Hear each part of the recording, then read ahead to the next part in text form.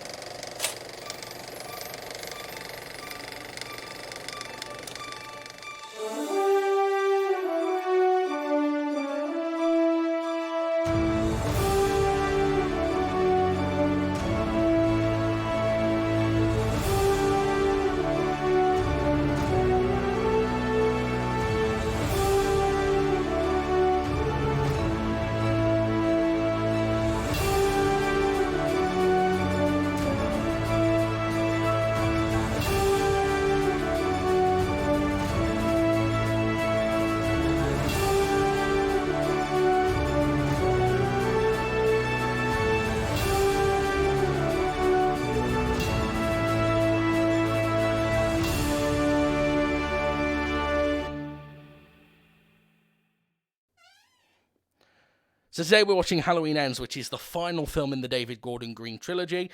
In its timeline, it is the fourth and final film, because obviously that includes the original 1978 movie. This movie was released in 2002. It is directed by David Gordon Green, co-written by Green, Danny McBride, and Paul Brad Logan. It is the 13th installment in the Halloween franchise. Halloween made it to 13 before Friday the 13th did. That's hilarious. And it stars Jamie Lee Curtis, Andy Matichak, I think that's how that's pronounced, Rohan Campbell, Will Patton, Kyle Richards, and James Jude Courtney. It was made for a budget of $33 million and grossed $105.4 million. So still successful, but the least successful of the David Gordon Green trilogy, which partially has to do with the fact that this film was released on streaming on the same day that it was released in theatres. That was because of the pandemic as well. Yeah. So going down to look at its reception. So the film did underperform what they were predicting, and that has been blamed by the production company on the fact that it was released to streaming the same day. Universal reported it was the most watched film ever on their streaming platform in its opening weekend. Yeah, so I wonder if they amalgamated the stream plus the box office, what the numbers would look like then. But yeah, the studio also reported that the film was streamed almost exclusively by people between the ages of 18 and 34, with only 26% of the audience being over 35. So what you would imagine to be that long-term Halloween fans. Yeah, which this film is not what's ended at. This is not a slasher movie as such. We'll get there. Its critical response was not great. It holds an approval rating of 40% on Rotten Tomatoes, with an average rating of 5.1 out of 10. The site's critical consensus reads, Halloween ends, for now anyway, with a frequently befuddling installment that's stabbed, slashed, and beaten by a series of frustratingly missed opportunities. Audiences on CinemaScore gave it an average grade of C+.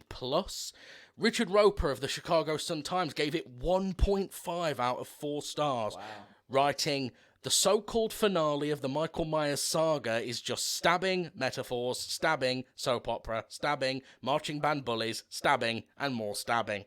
I like that. I mean, I will argue one thing on his review there. It's stabbing this, stabbing this, stabbing this. That's a slasher film. Yeah. What? But fucking goes back to the first Halloween. It wasn't to be exactly fair, deep fucking lore, was it? To be fair, I'm fairly certain Richard Roper is never very high on horror films, if I remember right. I mean, fine if it's not his jam, but at the same time, it's like you can't have a go at a genre. It's like looking at sci-fi and going, there's loads of futuristic shit in this. It's like, well, what did you expect? I know. Writing for Variety, Owen Gleiberman said the film is neither scary nor fun and called it the most joylessly metaphorical and convoluted entry of the franchise. Ben Travis of Empire gave a negative review, calling the film lost up its own abyss and an unsatisfying closing chapter, criticising David Gordon Green's direction as struggling to synthesize the serious stuff with the demands of a popcorn shocker. In his review for The Hollywood Reporter, David Rooney called it a sloppy movie whose principal new inspiration feels bogus, although horror fans may enjoy the homages to other films from the Carpenter canon. And over on RogerEbert.com, Brian Tallarico gave it 1.5 out of 4 stars and said he found the film poorly executed, rushed, and barely a Halloween movie due to the story's focus on newly introduced characters and considered Rohan Campbell's performance to be especially lacking. We'll talk about that later because I'm not sure I agree with that. It did get some positive reviews, however. K. Austin Collins from Rolling Stone deemed Halloween Ends to be the best of the Gordon Green Halloween trilogy, noting its interestingly complex tangle of emotions and fears and comparing it to Green's previously capably observed independent movies.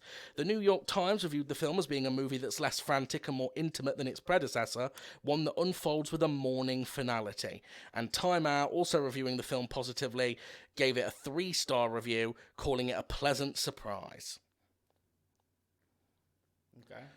And in general, there's a lot of people not happy that there's no Michael Myers in this movie. There is Michael basically. Myers in this movie. Or barely any Michael Myers in this film. Yeah, all right. So, as always, ladies and gentlemen, there will be spoilers ahead, both for this film and lots of other films in the Halloween franchise. This, much like the first 2 films in our Halloween spooktacular, I chose this film because I've seen it before. I went to the cinema to see it last year. Rory had never seen it, and I wanted to see what he thought about the David Gordon Green trilogy as someone who hasn't been exposed to all the Halloween sequels. I was also very interested to do this one because I know that it was very divisive. I remember seeing this in the cinema, and if you've ever been in the cinema, Rory, and the film isn't good, or the film is not to everyone's taste, and you can feel the audience turning against the film. Right. That's what seeing Mother was like for me a few years ago. We'll do Mother at some point. That had been marketed completely wrong, like completely incorrectly. That had been marketed. It had been marketed like a horror movie. It isn't. So it was a horror movie audience that turned up to watch it and were given a non-horror movie, so they turned against it. Halloween Kills was much the same thing. All of the marketing, all of the posters, you probably saw them because they were on the side of all the buses in Southend, were Jamie Lee Curtis and Michael Myers standing back to back, and it literally just said ends in big letters, and I think the taglines, it was all stuff like their final battle or something like that, or their final confrontation. All of the trailers were... It does include their final It does. All of the trailers were made from footage from that final battle sequence. Yeah. But most of the film is not that. Yeah, so, to be fair, I understand why people were pissed, because this film was deliberately mismarketed. Yeah. However, let's step back from that, let's forget the marketing for a minute. Coming at this film fresh like you are, having just seen, for the first time, Halloween 2018 and Halloween Kills. Yep. How do you feel this film fits in as part of that franchise, first of all, of this trilogy? See, I don't know. I'm kind of split on it. And this is someone who isn't into slasher films, who isn't into Halloween whatsoever. As I say, I only saw the first one last year because of you, and I've only seen these 3 because of this. And I've got no knowledge whatsoever about Halloween 2 to whatever the hell it goes up to before this. But I do see that, again, it's very clear why this would be a divisive film for a franchise. Because I can imagine that if I'd come to this and it was a Star Trek film, I'm a big fan of Star Trek, if people didn't know, and they did something like this, I think I'd like it, because I'm going to spoil something now. I actually like this film. I like it when films do something, they dare to be different, certainly within an established franchise. I always give major props for that.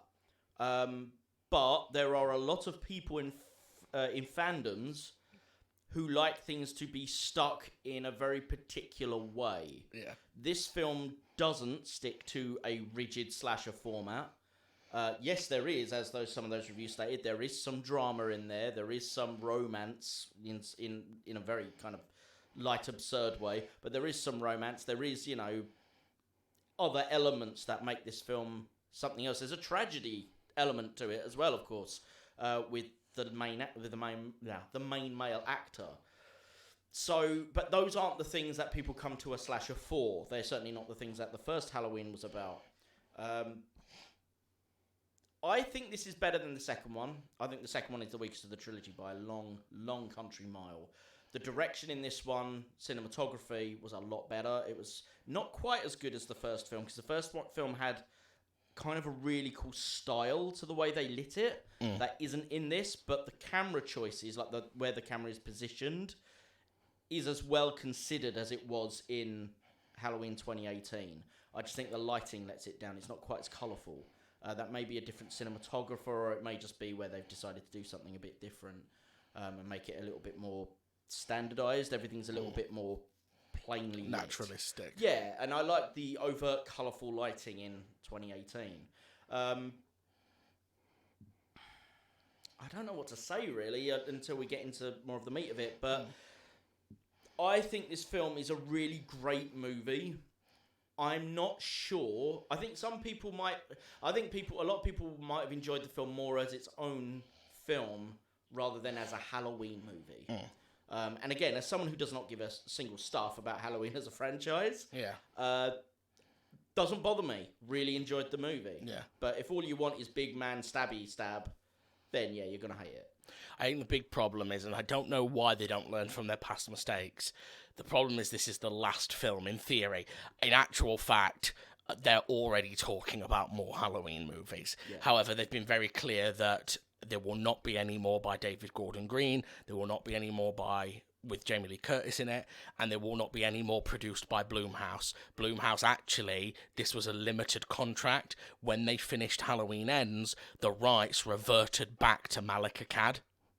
Right. So Blumhouse don't have the rights to Halloween anymore. Right. They signed a deal to have the rights for 3 films. I mean, that's probably a smart move, because there's always a law of diminishing returns. Yeah.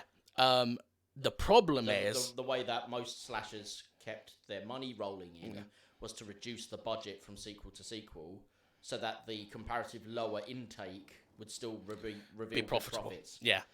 The problem is, because much like yourself, I'm someone who, when you've got a franchise that's got, 10 films in it, I don't care if a couple of them try something new. No. My problem is when it's the last one that tries something new. Yeah. This is not the place to be doing this story. This should have been Halloween 2018. Yeah. I'll talk a bit more later about how I feel this trilogy was made in the wrong order. You told me that you thought this should have been first before we watched it. Yeah. And I completely agree with you. Yeah, because Friday the 13th made the same mistake when they made, in 1993, when they made Jason Goes to Hell the final Friday. Much like this, Jason Goes to Hell the final Friday is a film that it's a 2-hour film that Jason is only in 10 minutes of. Yeah. Jason dies right at the beginning of the movie. He is blown to bits by grenades. Yeah. And then what that film is about is Jason's spirit hops from person to person. Right, yeah. And it doesn't necessarily work, but at least they tried something new. And what that results in is when Jason finally resurrects at the end of the film, it's like this big happy moment where you're like, fuck yeah, Jason's back. Why are you doing that in the last movie? Yeah. I'll tell you why you're doing it in the last movie, because the box office has dropped enough that you now feel comfortable taking the risk. You should have took the risk earlier. Yeah, at the very least with this story... so the main story isn't about Michael, same difference. Just to upset all of the Halloween and Friday the 13th fans. No, this isn't really about Michael, though he is in it. It's about, what was the kid's name? Corey. This guy called Corey, who, when he's sort of late teens, early 20s, he's goes and looks after this family's kid on Halloween. Kid. Yeah, really shitbag kid, who, to be honest, deserves to die. And accidentally, when the kid locks him in the attic, kicks the door open, doesn't know that the kid is on the other side, hits the kid drops down through several flights of stairs and splats to death on the floor of the hallway as his parents walk in. Which is a phenomenal piece of editing. Yes, it's That really well feels done. Like, you don't actually really see anything, but that feels so impactful. Yeah. No, it absolutely works. And the thing is, so we follow him, I think about 2 or 3 years after that event. 4 years after that event.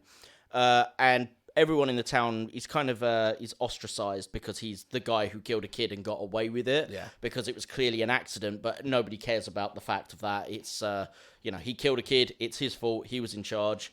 Yeah. I suppose you could call it neglect, but the kid was an arsehole, deserved to die. The idea being... Because what we then learn is that in this 4-year gap between the end of Halloween Kills and now, Michael Myers has gone missing. Yes. And basically what my interpretation is what the idea here is because in Kills, the town worked themselves up into this mob mentality, didn't they? Yeah. Where they were so afraid and they were like, okay, we've got to do this. Because they never got a satisfying conclusion to that, because Michael just disappears. Yep. That rage and that corruption has been simmering under the surface, and they've been looking for someone to take it out on, and they take it out on him. Yeah. Now, this is what my other suggestion was going to be, because you said this should have been the first of the trilogy, but you understand why they didn't do that, because financially you can't. Yeah, you need to bring Jason back full Michael. Yes, full frontal Michael Jason Myers. I don't want him full frontal. But I know what you mean. But yeah, which, okay, then this, if you've already negotiated that your contract is a trilogy and you know that's all you've got, make this the second one. Because actually it would have made a better build, because Halloween Kills was a bit pants. What they could have done is done the first film as it was, Halloween 2018 stays as is. Halloween Kills, or which would have been this film, just switch styles, who gives a shit. Halloween Kills would have been the story of this guy, and at the end he's like, he finds Michael Myers, who's in hiding. He tries to, he gets suckered in to all of this. And at the end, he murders their daughter. Like, Corey. Jamie Lee Curtis's daughter. Yeah, Rory. Rory, Corey, everyone's got... Anyway, we'll call him My Corey or something. But anyway, he ends up being the one who murders them, or because of him, the daughter gets murdered by Michael Myers. That would have been a cool ending for this. This guy, Corey, dies, but he's been the vessel... because that also builds up the fact that there's this bubbling under the surface of the fear of return of Michael Myers. Yeah. And then by the time you get to the ends and you start doing the mob mentality story, you've actually already cemented in that people are waiting to become a mob. They're just waiting for they're already covered in oil. They're waiting for the lit match to actually set them off. The biggest problem with this trilogy is it can't decide what it wants to be. We've already talked before about how the biggest strength of the original is how effortlessly it walks the line of, is Michael Myers a human or is he a supernatural force? Yeah. Is he evil incarnate? The problem with this trilogy is it can't pick which one it wants to do, but it doesn't do a good job of balancing them. It is said multiple times throughout the trilogy that Michael gets power from killing, right? Yeah. Therefore, Michael should be at his weakest in 2018, Yeah. when he's gone 40 years without killing anybody. Yeah. But he's perfectly strong in that one. Yeah. And then in this one, he's been hiding in a sewer for some reason for 4 years. Yeah. For and no he's reason. Weak as a kitten. Yeah. But it makes no sense as well. But it's kind of awkward. Maybe they should have... See, I really like Halloween 2018, so I don't think I'd want to change it. No, I know. But to be honest, I don't think you need kills and ends. I actually think just original Halloween and Halloween 2018, and just, Michael burns to death at the end. Yeah. I think that makes a perfectly fine duology of films. It does. But with this film, I do like this film. I like this film a lot better than Halloween Kills. Halloween Kills was fine, but it's just a mindless fucking stabby-stab movie. My thing is... Which is, I'm sure, what people want from Halloween, because, let's be honest... Horrors are these sort of slashers, they're often for people who don't actually give a shit about quality of story. They're there for the gore. And maybe that's just my misinterpretation, because I'm sniffing my own farts, watching sci-fis, which are half the time brainless despite thinking they're smart. Yeah. But at the same token, like from what I've seen, a lot of these, and from what you've told me about these films, the Jason movies, and even Nightmare on Elm Street, which is at least a bit more inventive. Oh, Elm Street, I think, Even is a lot smarter. Yeah, but at the same time, they're not smart films. That like you've even told me that like not all of them, but as the series has gone on, they get dumber and dumber. Oh yeah, all franchises do. But that's the point. Like people still buy into them, and they would like, for example, someone who would hate this film would still probably defend to death Halloween 8. Yeah. And that's probably dumb as a box of rocks. But Halloween 8 is... I don't know which one. Halloween 8 is Halloween Resurrection, which is Busta Rhymes versus Michael Myers. So it's dumb as a box of rocks. Awful. Yeah. So that was a guess, and it was absolutely spot on. Hey, Mikey, you fried chicken motherfucker. That is an actual line. He goes, you looking a little crispy there, Mikey. He calls him Mikey all the time. And it's like, you want to take all the fear of your villain out. Just have someone have a fucking rapper keep calling him Mikey. That just sounds like something Marvel would write with their amount of bathos in it. But you've got to stop with the word of the day, toilet paper. I like bathos. It's a good word. So, this is my thing. They clearly... So, in Halloween Kills, Jamie Lee Curtis has that line where she says, I think he gets stronger the more people he kills. That is almost confirmed in this one. Because when Michael gets his first kill in this, which is assisted by Corey... You see him like physically regain power health. up, like it's he's like an fucking RPG. Going Super Saiyan. Yeah, it's like Goku being like, I was expecting Corey to be like, it's over 9,000. And that's cool. That's a great idea. Fine. If you're going to do that, though, we've now confirmed he's supernatural. And that's fine. Have him be supernatural. Your final film in your great big series should be Michael at full strength, which is Michael in Halloween Kills. Yeah. Like, he's an unstoppable monster in that, isn't he? Yeah, which is why this and, like, I know you said this should have been film 1, but I actually think this should have been film 2. Well, and Kills should have been film 3. So I actually think parts of this should have been film 1. Like, it's not literally as simple as just move this... Sorry. It's not as simple as just move this to film 1. There are certain elements that I would cut out and move around as well. All right. So I would have it start with... the town is... So I would have it be... Because you have to start with Michael in the prison. No, you don't. You don't have to start with Michael in the asylum, because that is not how Halloween 1978 ends. No, because he's not captured, he disappears. Yeah. So you could start with this film where he's been hiding for years. Yeah. And he comes back full strength, gets arrested. I wouldn't even have him arrested. No. I'd cut all that. Yeah. No, it's much scarier if he never gets caught. Okay. Because that just feeds into this, is he a man or is he a ghost? The problem is this film can't pick what it wants to do, because then at the end, the whole point is, now you're just a man. We can just kill you with knives. Like, is it just me, or did you think that was a really anticlimactic end to Michael Myers? It was. I think what they should have done, and again, this is all very easy to do in retrospect and not actually in the process of making the damn film. Oh, yeah, fair play to these people. They've made a film which is hard as fuck to do. But, honestly, if you were looking at potentially continuing a Halloween franchise, but having that climactic end fight between between Laurie and Michael Myers, you have Michael Myers at full strength, you have him have this sick desire to almost reproduce by influencing someone else to become him. Yeah. And that's when he takes Corey under his mantle, like he does in this film. Yeah, because Corey turning on Michael comes out of nowhere. Yeah, he just wants the mask and he just decides to... Yeah, but there should be that point where he's trained Corey up and Corey's like, I can outdo you now. And he loses that... And it's like, Corey, Michael Myers is like 7 feet tall. You're like 5'2" at best. He's not that short, but still, I see your point. Either way... What's-her-face is taller than him. Oh, yeah. Alison. Andy Matichak's character. Yeah, but she's probably tall anyway. Oh, yeah. My point is, Michael's taller than him then, because you see it when they fight. Oh, yeah.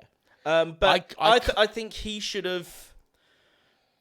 Honestly, it should have been the end of Michael Myers, as it seems to be from the way they filmed it. Yeah. There should have been that massive battle between Michael Myers. I did like the twist, though, of Corey killing himself in order to ruin Laurie's That's evil. relationship. That's brilliant evil, but it doesn't go anywhere because it's undone within 5 minutes. Yeah, that whole ending fight feels tacked on, doesn't it? But that would have been a really cool way to end Michael Myers, in that it's like, if I can't kill you, then I'll kill everything you care about by killing himself and making Alison think that she's a murderer now and that she's caught the Michael Myers sort of madness. Yeah. And leave it with that.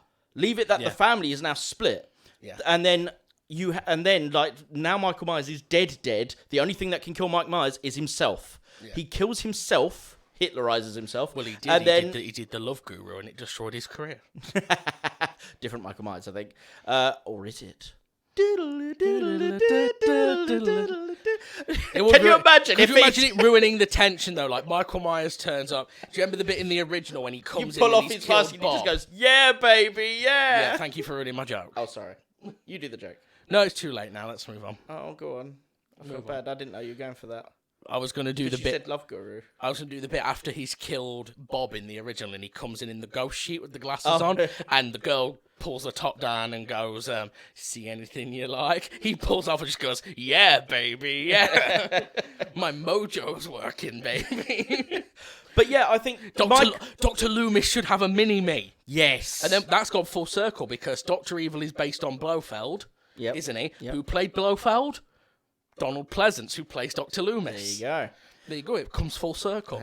That's the way of life. Anyway. But yeah, basically, Michael Myers should have been the only person who could kill Michael Myers. He kills himself in a final mega act of evil to ruin Laurie's life. The only way that he's got left. Oh, so you think Michael should have killed himself, not Corey? Yeah. Or you mean Corey is Michael at this point?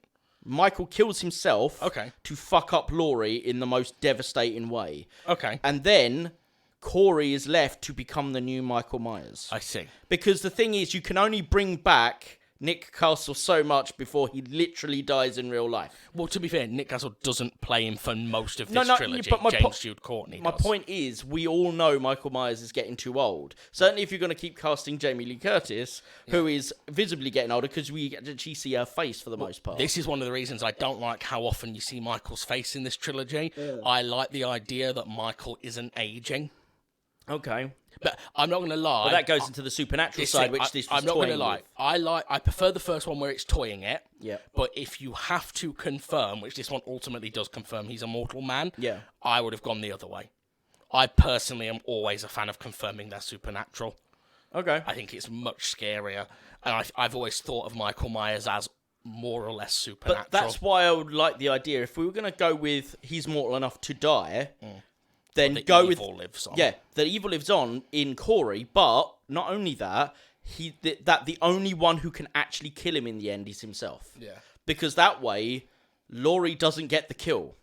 Also stops her being a murderer. Yeah. Which, is canonically the thing that you would want to keep, I would have thought. Well, I did speak to a fellow filmmaker of ours about this film. Yeah, I just want to convey, I'm definitely talking about this as someone who's not a fan of Halloween generally, so I'm not talking for fans. Well, no, that's the thing, it's all opinion, isn't it? And sometimes fans don't know what they want, like we've said before. Yeah.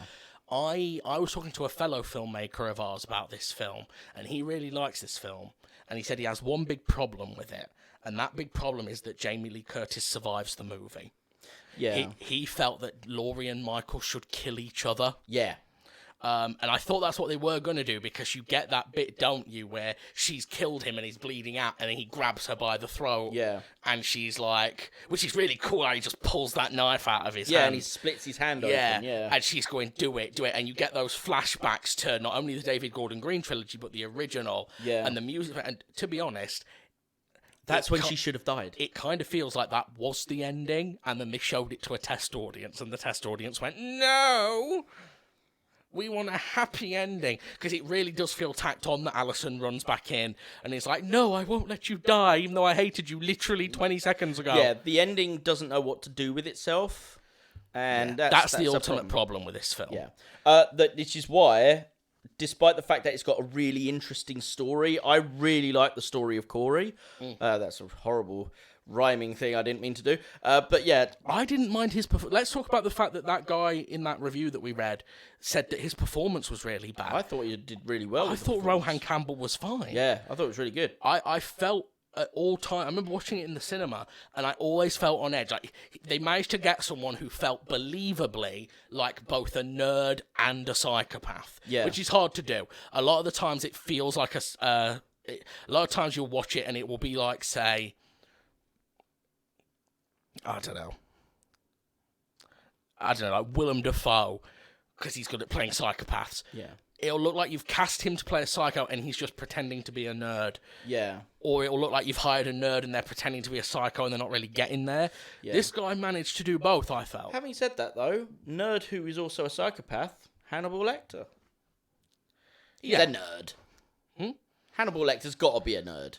Yes, he's not a geeky nerd. I see what you mean. He's not a gawky teenage. That would be a weird version of Hannibal Lecter. Well, isn't that technically Hannibal Rising? I've never seen Hannibal Rising. I haven't seen it either. That's Hannibal as a teenager, isn't it? Oh, God. With Gaspard Ulliel in it. Damn it, Mom, I'll eat your brain later if you're not being nice to me. It's got to give him a proper Chad voice for some reason as well. Yeah, this film, I have so many weird feelings to this film because I don't hate the film. I just think it's a completely brainless decision to make this the final in the trilogy. Yeah, it doesn't fit in the series where it's placed. It's a great film, a great idea, or great film idea, should I say. We've already mentioned there's some execution problems. But it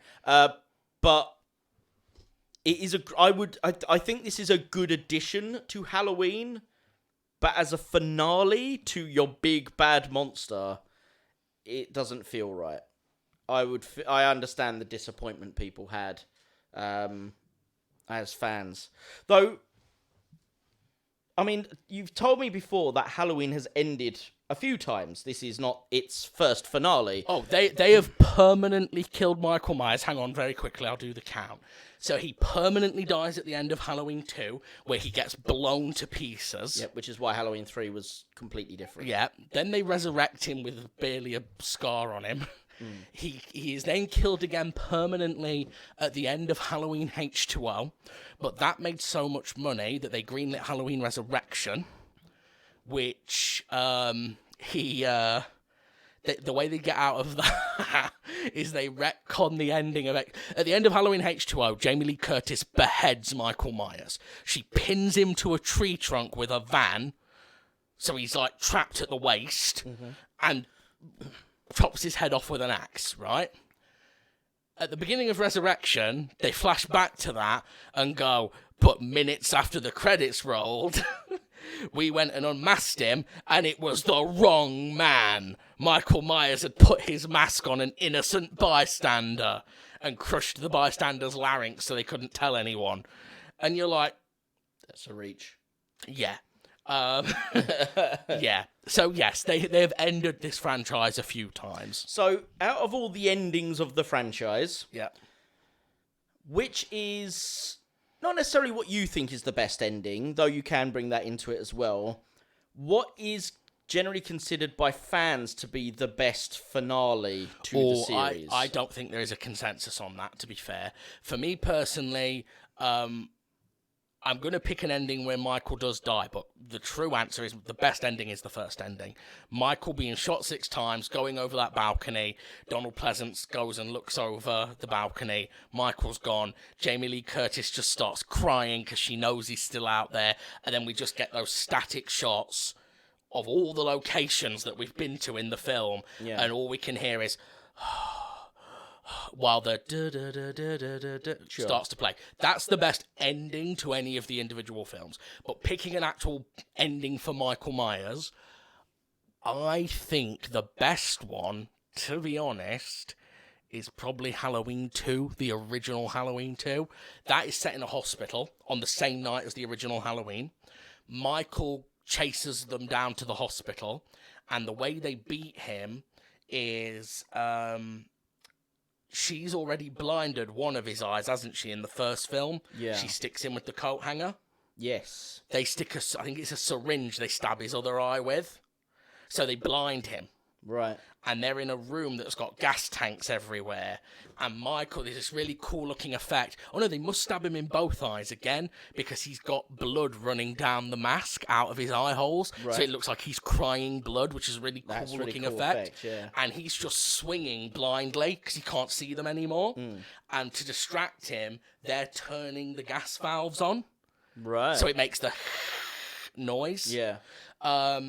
And Donald Pleasance, Dr. Loomis, gets Jamie Lee Curtis out of the room and sacrifices his own life to kill Michael, lets the room fill with gas, and he turns his lighter on, blows them both up. Jamie Lee Curtis just makes it out of the hospital in time, and all these police and EMTs turn up, and they're like, oh my God, are you okay? You okay? And just for one last scare, because you have to have one, fucking Michael walks out of the fire like the fucking Terminator in T1 when it comes out of the lorry that's on fire. Yeah. And you get this moment of fucking hell, nothing can kill this man, and then he drops down dead. Yeah. And Dr. Loomis is gone. Because here's the other problem. They don't just bring Michael back in Halloween 4, The Return of Michael Myers. They bring Loomis back with a little burn on his cheek and go, yes, he survived. When I tell you the room explodes in a ball of flame, there is no way this man gets one little burn on his cheek. He was immolated.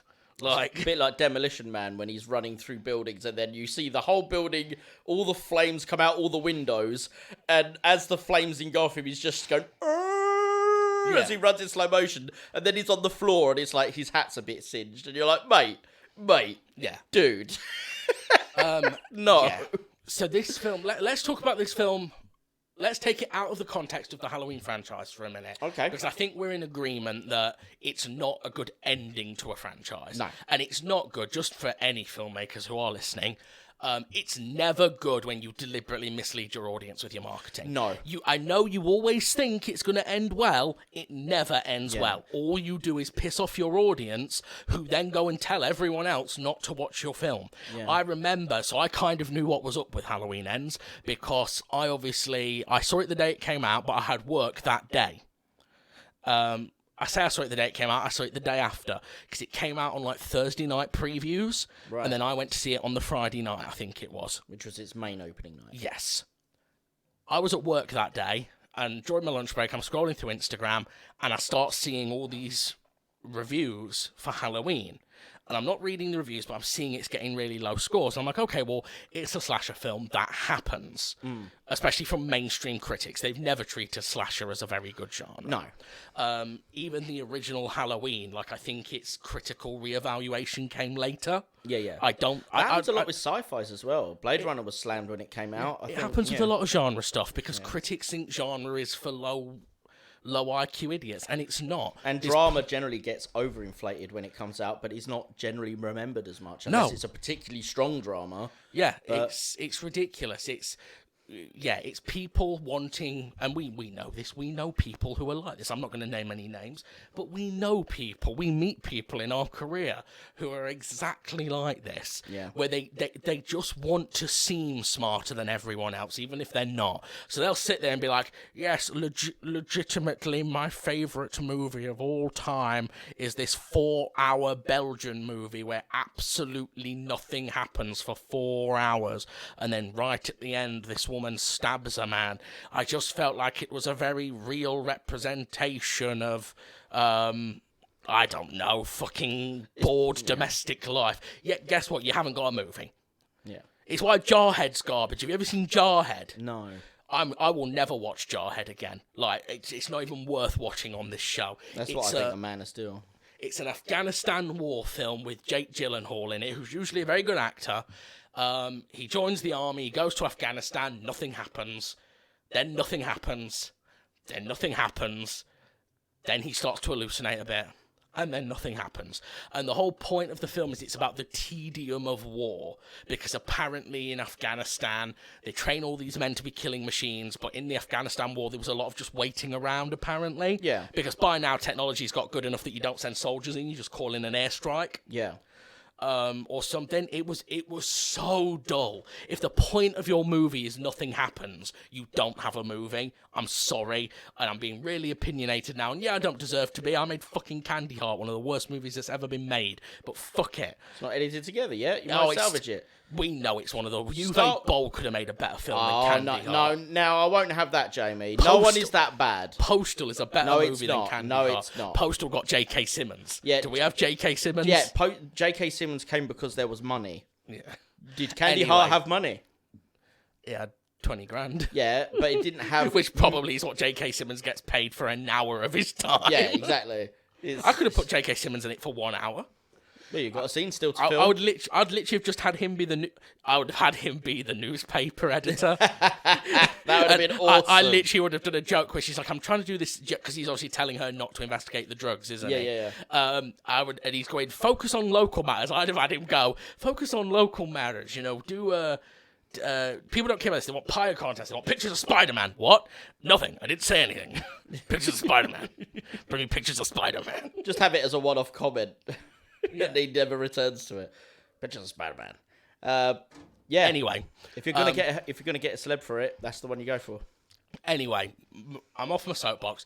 Taking it out of the Halloween franchise and looking at this as just a movie on its own. It has some strong points. The opening is very strong. Yes. I was in the cinema, and the moment that kid's head bounces off the hardwood floor, it's a hard bounce. The whole audience were like, that. I'm wondering if the puppet's head was a basketball. It bounced fucking well. I think it's two different shots. I think it's a puppet when they drop it. Yeah. And when its head bounces up in the close-up, I think that is the actor. Right. I think they started him on the floor, had him whip his head up and then whip it down again. Right. Personally, I might be wrong. I hope they put a cushion under his head. And played the... well, you can't see the floor, so he might actually be up here somewhere. That's true. And while they did it, they played Willow Smith's I'll whip my hair back and forth, I'll whip my hair back and forth. I don't know that one. Good, lucky you, thank God. Talk about trash music. It's Will Smith's daughter. Oh, I like Will Smith. She did a song called I'll Whip My Hair Back and Forth, and it literally, I believe, I don't think I've ever actually heard it. I'm sure someone just told me. It literally is just her going, I'll whip my hair back and forth, I'll whip my hair back and forth, over and over again. Will Smith is insistent that his kids have talent, and they don't. Well, I mean, to be fair... He keeps trying to cram one of them into movies. Yeah, I'm gonna defend Will Smith on one matter. No, wait. Of course he loves his kids and wants to support them. So Halloween contains itself. It's this great opening. I like some of the cinematography. Like I said, the bit... I know we agreed that the bit where he randomly fights Michael is a bit weird, but I kind of like the fact it's all framed in the tunnel. Yeah, it's a really cool framing device. Either that or it's just cartoonish, because it also kind of reminded me of Looney Tunes when they bring in the circle at the end. I kind of expected Michael to pop out and be like, that's all, folks. Michael is dead right now. Let's talk about the first scene where Corey and Michael meet and they kill the cop. The cop who is well too old to be dating Alison. Yeah, he's clearly in his 50s and his mates Well, I don't think 50s. He's in his early 50s. I'd guess early 40s. Mid-40s. No, early 40s. Mid-40s. Early 40s, but he's lived a stressful life as a cop. Mid-40s. The scene where they first kill the guy who's older. I remember watching this and being struck, and I'm not usually one of these people who's like, oh, this means that and it means that on a first viewing. But I was watching, I was like, this is clearly some sort of homoerotic symbolism here. Like, it so clearly is from the way it happens. Like, so Michael's too weak to kill the guy. Yeah. So Corey is laying on his back, holding this victim right up to his chest, looking at Michael, and he's going, do it.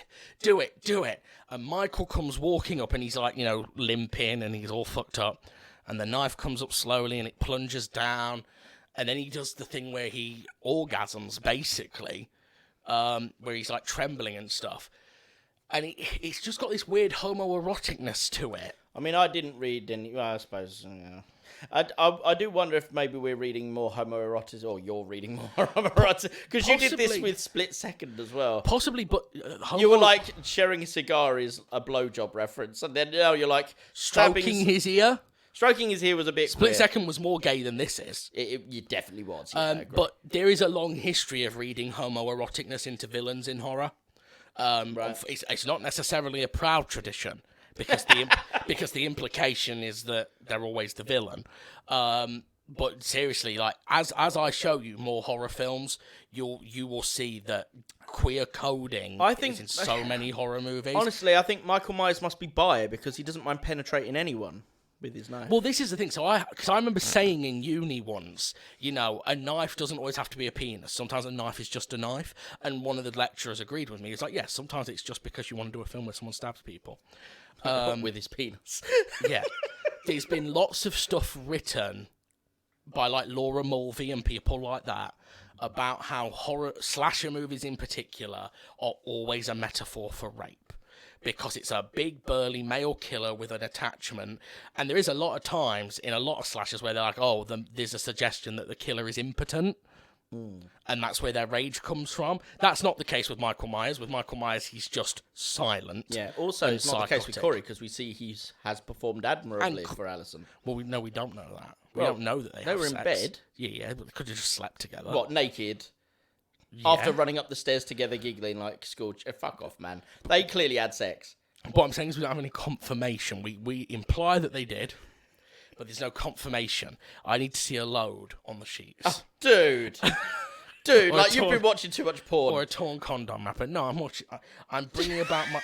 I am beginning my career as a director where all my films are going to be intensely erotic. Anyway. Oh, please, just you wait till I'm winning awards and shit. Paul Verhoeven will love me. Anyway, what was I going to say? Yeah. And they're always killing women. Now, to be fair, this is where you're right, and this is where I disagree with Laura Mulvey and academics like that.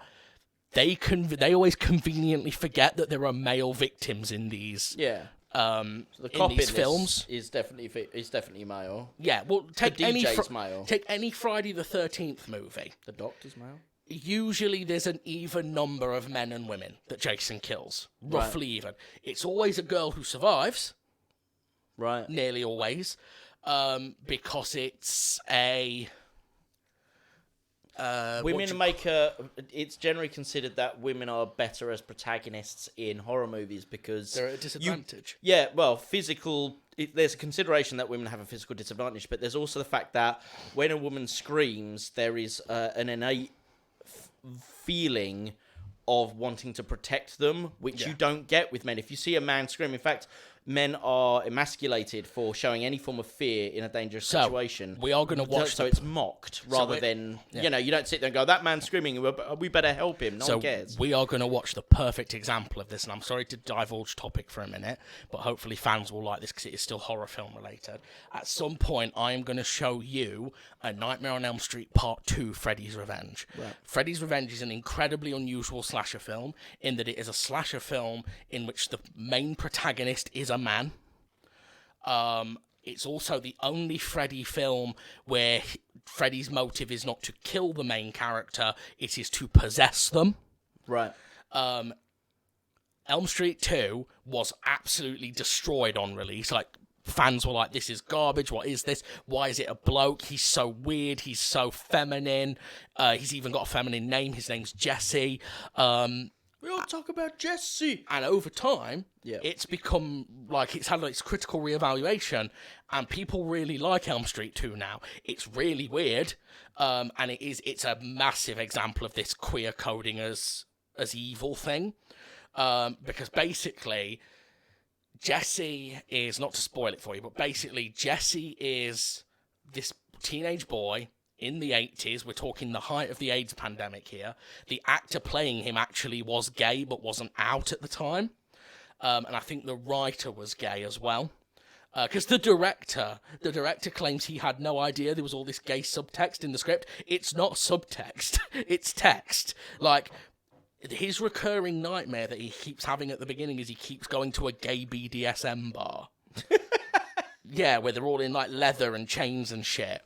And his PE teacher is like a drill sergeant type character who I know has been in like Star Trek and shit before, so you'll recognise him. He finds him at the gay bar and he takes this boy, this young teenage boy. He gets off on like making them do extra push-ups and things like that, because the implication being that he's perving over their hot, sweaty young bodies. Right. In the nightmare, he then takes Jesse back to school and makes him strip naked in the showers. And when that happens, when he is presented with this moment of erotic fantasy for a person who might not know they're gay, and they're suddenly maybe having a sexy dream about their dominant BDSM teacher, Jesse transforms into Freddy Krueger. Right. And kills the PE teacher. Later on, he goes to stay at his friend's house because he doesn't want to sleep alone, just like Nancy did with Johnny Depp in the first one. And his friend is laying there in bed. He's in bed. There's these two young boys in a room together. One of them, obviously the implication is that he may or may not be gay, turns into Freddy. Every time he's put in a position where he might have a gay reaction, Freddy comes out. Right. And when he's Freddy, he is overly heterosexual, to the point where he's basically trying to rape. There's a lead girl in it as well, and he basically is nearly raping her. There's this awful bit where like his tongue comes out and it's really long, and he's like licking around her face and stuff. And he like bites her leg and shit. It's a really interesting film, Elm Street 2 is. And it's weird because it's one of those films no one knew was interesting at the time. Right. Everyone seemed to miss it. Yeah, but it's always given as an example of why male protagonists don't work in horror, which is not true. They can work, but you're right, women, it works better. Terminator is a great example of another genre. Yep. Terminator 1 and Terminator 2 work so much because the Terminator is coming after Linda Hamilton. If you've got fucking... And the only reason it works with John Connor in the second one is because he's a child. Yeah. If you've got, like in Genesis, where it's the Terminator coming after fucking Jai Courtney, big buff Jai Courtney. No one gives a shit. That's not scary anymore. No. Do you know what I mean? Yeah, no. Anyway, sorry. So that was my kind of weird homoerotic reading of this a little bit. I'm not necessarily saying that was intentional. I might be reading too much into it. I feel like we've really gone off topic a lot this episode. No, not really, because we've been trying to talk about the symbolism of the movie.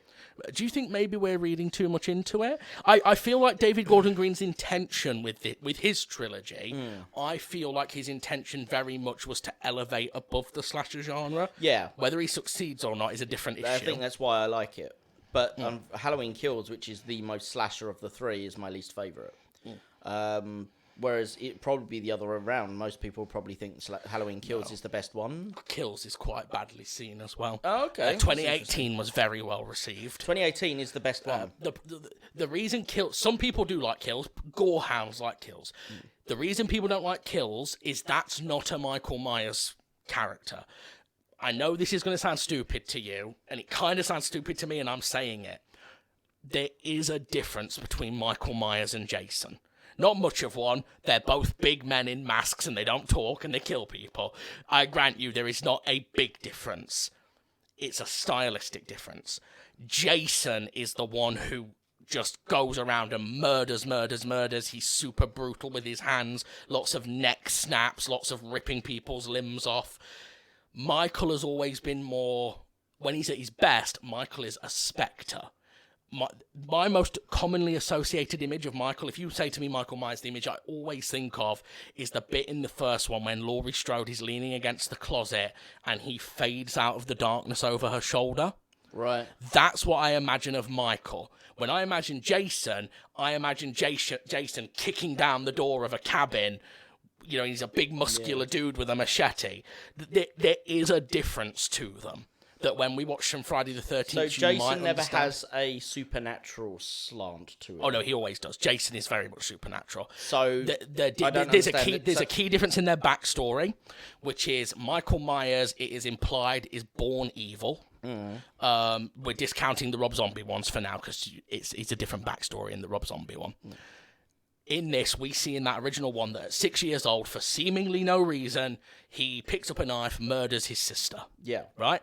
He's evil. And Dr. Loomis has that speech where he goes, I met this 6-year-old boy with the blackest eyes, the devil's eyes. Great speech. I love it. I've literally done it as a monologue for a play once, as an audition piece. Jason is a victim. Jason is a child. So remember, Jason is not the killer in the original Friday the 13th. Jason is not the killer in the first Friday the 13th. Right. Jason is born with a severe deformity. He's got I can't remember what it's called. Hydrocephalus, Right. which is water on the brain. Right. So he's got a big head. Right. And his face is kind of smushed and he's a bit shivery and whatnot. And his mum works at a summer camp. And then he went and found the fucking gym? So, well, this is where Friday the 13th doesn't really work. Jason comes to work with her because she's a single mum, and all the other kids at the camp bully him. One day, the kids shove him in the lake, and he can't swim, and he drowns. And Mrs. Voorhees, his mum, she's the killer in the original Friday the 13th. Right. So it was never Jason. Do you remember a bit of a Beowulf situation going do you remember on. we watched Scream and the killer catches Drew Barrymore out by saying, name the killer in Friday the 13th, and she goes, Jason, and he goes, wrong answer, Jason didn't turn up till the sequel. Right. She's killing the counsellors because she blames them for not watching him closely enough. Sure. She dies, obviously, at the end of the second one, at the end of the first one. And in the second one, Jason turns up fully grown as the killer. And the thing that you're asked to suspend your disbelief and believe is that Jason somehow survived drowning, because he's not supernatural yet. Survived drowning, washed up on the other side of the lake, and lived as a feral animal until he grew up big and strong. Didn't just walk back to the camp. A severely deformed, disabled, mentally challenged boy. Yeah. Did that. Jason eventually does become supernatural because they full on kill him and then bring him back by stabbing a lightning rod into his body, and it gets struck by lightning and he resurrects. Right. This is why in Freddy vs. Jason is the sympathetic of the two, because he at least has a sympathetic backstory. Freddy Krueger is a paedophile. Yeah. And there is a really good bit, it's one of the best bits in it, where Freddy can't beat Jason of us, because Jason is physically stronger than Freddy, until Freddy realises what Jason's afraid of, because that's Freddy's wheelhouse. Yeah. He realises Jason is scared of water, and there's this brilliant bit where he turns, because they're in the dream world at this point, he turns Jason back into the bullied child. And he's like there shivering and cold, and Freddy starts digging his claw into his head, and he's like, let's see what really scares you. And he goes, and you get a flashback to the original Friday the 13th where he gets pushed into the lake. When we watch Friday, I'm not going to make you watch all the Friday the 13th because they're not worth watching them all. But when you watch them, you'll notice there's a difference. Friday the 13th, I'm going to be criticised here. The original Halloween is artsy because it's got a very talented filmmaker behind it. Friday the 13th has never really... Friday the 13th has always been Wish.com Halloween. Right. It's Halloween made by people who are not as talented as John Carpenter. Sure. It's always been more reliant on its gore, whereas the original Halloween, there's no gore in it. It's not really. It's reliant on suspense. Yeah.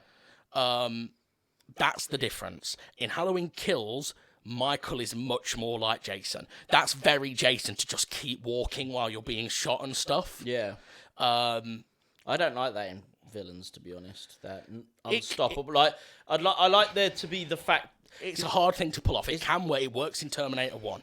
Terminator 1, it's brilliant. Terminator 1 I saw when I was a kid, and it's so scary when you're a kid. But it makes more sense in Terminator 1 because he's a robot man. Oh, yeah, but... Which is obviously more logical than a supernatural man. I'm going to say, at that point, we are just doing semantics. Yeah, no, I just realised that's my bad.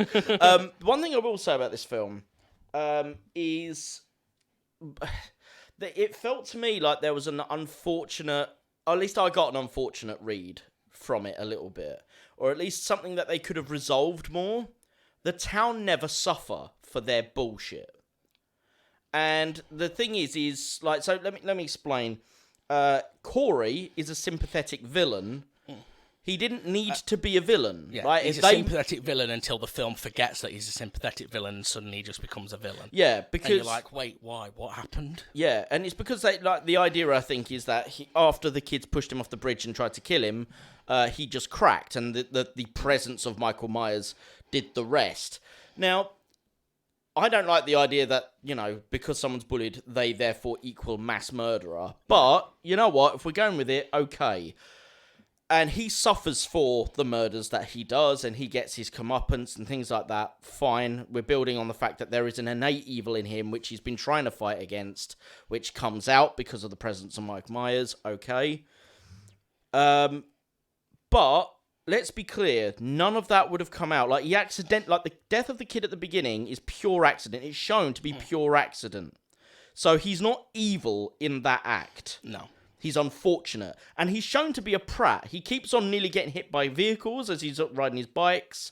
He's a complete tool, really. An accident-prone tool. But anyway, the point is this is someone who has spent years, the 4 years since the death of the child, being absolutely hammered by society, becoming a recluse, and not murdering anyone.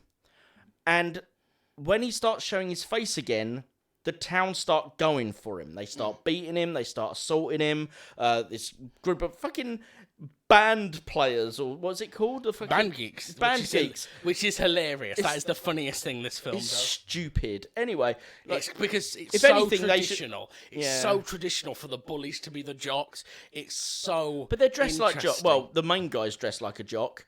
Well, he might be, but the other one is definitely dressed like a band geek. She's got the band uniform on. But it's so funny because I just feel like that's such a commentary on how roles have kind of reversed in the last few years. Sure. And there's a lot of people who... Because the reason jocks classically were bullied was because they were physically stronger than everyone. Now we live in a world where physical strength is almost irrelevant in an online world because now all your power is in online and what you can spread online about people. And that has brought out a very nasty side in a certain subset of people who once upon a time would have been victims of bullying and have now become the bullies. Yeah.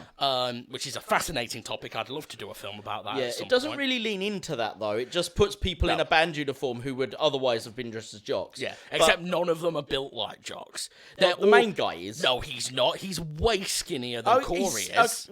He's not way skinnier. Mate, he's about the same size. Mate, that jacket buries him. Under that jacket, that man is rail thin. No, I think you're overstating that. But anyway, okay, fine, whatever. He's not built like a brick shithouse like normal jocks are in 80s versions He's of this thing. He's not Chris Klein in American Pie. No. Who fucking cares about American Pie? Anyway, so we've... But you know what I meant. Yeah, I know what you meant. Anyway, my point was, we've had this whole thing where you've got this guy who's basically an unfortunate victim of circumstance, being bullied the shit out of. He's trying to live a decent life despite it, and he gets basically near murdered. And that's when he meets Michael Myers, and that's when he cracks. Now, you could continue that plot thread, and yes, he gets revenge on the bullies later on in the film, but society as a whole keep on beating him down. Yeah, the town never... You're right, the town never suffers. And then in the end, it's like, oh, we're going to follow the body of Michael Myers, and so, yeah, we finally did it. It's like, no, fuck you all. Fuck you. That's why that should have been... The Halloween Kills should have been the third one. Because then it should have been like, no, you're all fucking scum, and everyone in this town deserves to suffer from the fear that it generated. Yeah, well, the implication is, and this is what I don't like, is the implication is the whole reason they do that parade, and she specifically says, let them all see it, is that the idea is that seeing that Michael has died for definite will end the fear. And they won't put it on to the next person after Corey. That's fine, I get that, but this is a mob that literally led to a man dying in the last film. Yep, outside the hospital. Who was a mentally challenged man. Yep, who was asking for help. Yeah. in this film basically leads to everything bad happening. Yep. Because they drive Corey to the edge. Yep.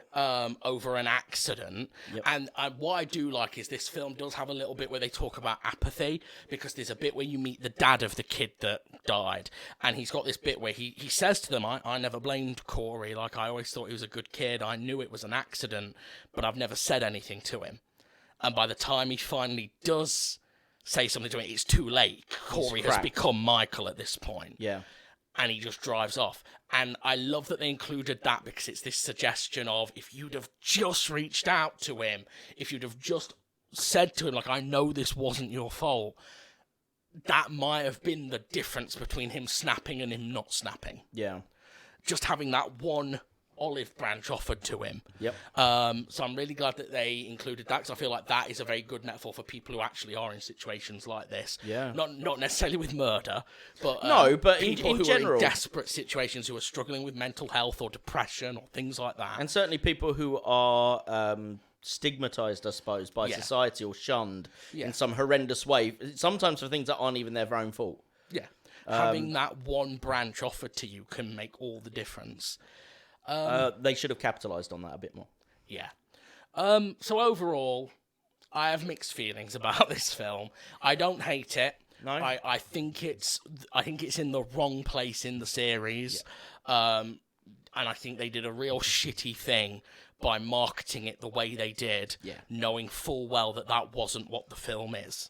Yeah, that's just up. That was a fuck you to the fans to only have that little amount of her versus Mike Myers when that's all your marketing campaign. Yeah. Yeah. But yeah. Anyway, he's dead for now. He'll come back, because you cannot kill the boogeyman, as everyone knows. Yeah. I would watch this film again.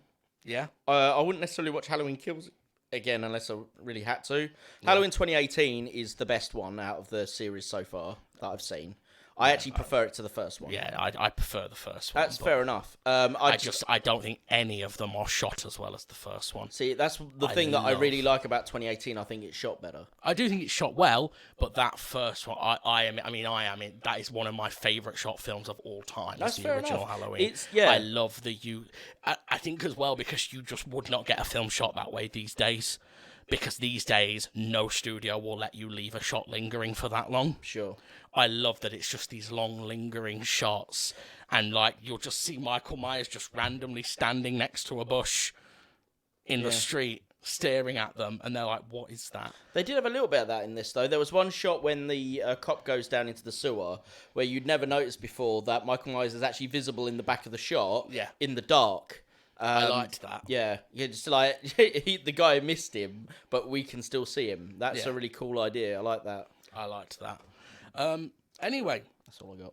Thank you, ladies and gentlemen, for joining us as we've gone through David Gordon Green's Halloween trilogy. Next week, on our final week of our Halloween Spectacular, we will be I'll be subjecting Rory to the 2 Rob Zombie Halloween films. Well, we're still doing Halloween. Yeah, it's all our Halloween special this year is all Halloween movies. But I've given you, like, every time we do VGMP's Halloween weeks, we always do something really different. Like, It Came From the Desert.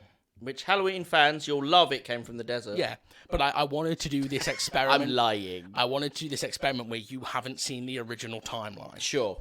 So you're going to see the Rob Zombie timeline now. It's incredibly different.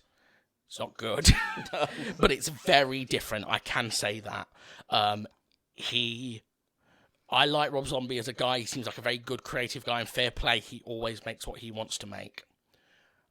I don't think, despite the fact he claims he's a massive Michael Myers fan, I don't think he understood what made the Michael Myers character great, because you would not make the film he's made if you did. Interesting. So we'll say, but that's not till next week, ladies and gentlemen. Can I just ask before we go? In the Rob Zombie ones, there's a lot of swearing, yes. Oh, no, but does Michael Myers ever slam in the back of his Dracula? You're going to cut that, aren't you? No.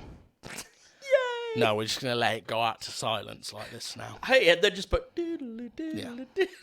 No, he does not slam in the back of his Dracula. Yes, there is a lot of classic rock in the soundtracks, though. Nice.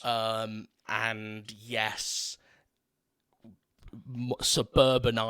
Chicago suburbanite families use the C word a lot because it's a Rob Zombie script and he only knows how to swear. Okay. Also, Dr. Loomis is played by Malcolm McDowell, which is one of the only high points of it. Nice.